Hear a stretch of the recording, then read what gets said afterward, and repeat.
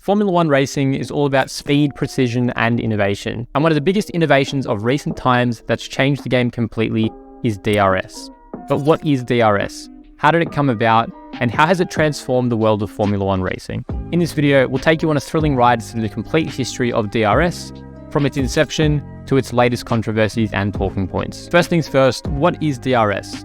DRS stands for Drag Reduction System. It's a tool that's designed to reduce aerodynamic drag on an F1 car, allowing it to go faster in a straight line. It's essentially a rear wing flap that can be opened and closed during a race, depending on certain conditions. The DRS system was first introduced in 2011, and it was an instant game changer.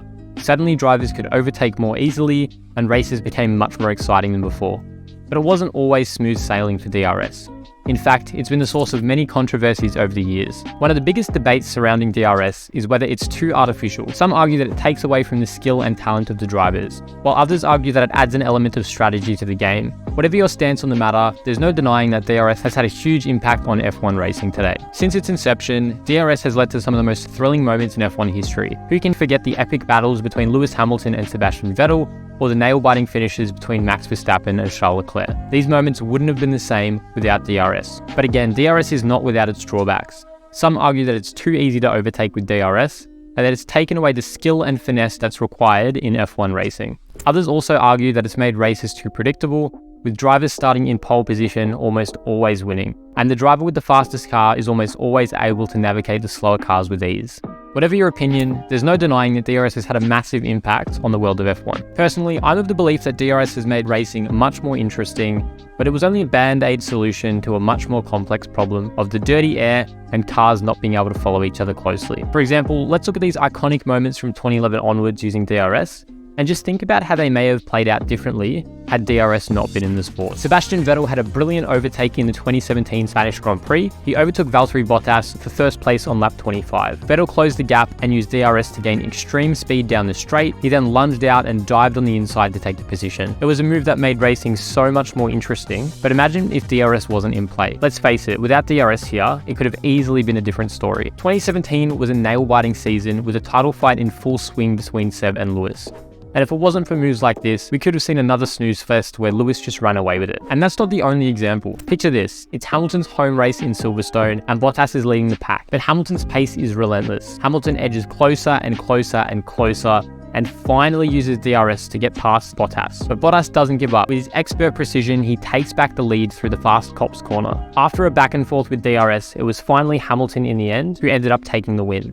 But Bottas' daring move and the close racing proves DRS definitely works to make entertaining battles and races. And that's what makes F1 so thrilling. Anything can happen and the drivers will stop at nothing to win. But DRS does have its downsides. The technology doesn't always work as intended. Take, for example, the 2021 Saudi Arabian Grand Prix. It was an exciting race featuring a fierce fight for victory and impressive overtakes in the midfield. However, the use of DRS caused a problem during the race, resulting in a strange game of who goes first between Leclerc and Verstappen. The second DRS zone was strategically placed on the run down to the last corner, making overtaking before the point pointless. Leclerc attempted to outsmart Verstappen by baiting him into leading into the last corner. However, this led to both drivers braking dramatically to avoid crossing the DRS detection point first. This type of gamesmanship goes against the spirit of F1. Ideally, racers should be let free to just race. Of course, there are possible solutions to this, including reducing DRS usage or removing the detection points to prevent the dangerous outcomes, but there is definitely clear downsides here. DRS has a significant flaw that undermines its effectiveness in Formula One. It gives the driver behind a huge advantage over the one ahead. This often creates artificial feeling moments that detract from the purity of the racing. The aforementioned example in the 2021 Saudi Arabian Grand Prix greatly shows this effect, where Leclerc and Verstappen are playing this odd game of who goes first over the detection point. Whoever crosses last ends up with the advantage. Ultimately, that goes against what F1 should be. The drivers shouldn't be racing for second. They should be racing to go as fast as they can so we get the best spectacle as a viewer. Of course, removing DRS altogether would end up reducing overtaking opportunities, but an alternative could be to look at removing DRS detection zone, allowing all drivers to use DRS whenever they want within the designated zone. This approach would give all the drivers in the front a chance to defend against overtaking move. Ultimately, DRS is a double-edged sword, but it's there to help promote overtaking, and removing it altogether would undoubtedly have an impact on the overtakes that we see during a race. Of course, today DRS is still in F1. The new regulations for 2021 aim to make Formula One more competitive and balanced on the track, and DRS was a part of that. One of the main goals was to make overtaking easier, by reducing the impact of dirty air from the car in front. On paper, the new regulations claim that the cars could keep 86% of their downforce compared to the previous 55% when following closely behind another car. However, in the 2021 season, it's become clear that the new regulations have not entirely achieved their intended goal of making overtaking easier. While the fully enforceable cost cap has helped narrow the gap between teams, DRS remains a double-edged sword.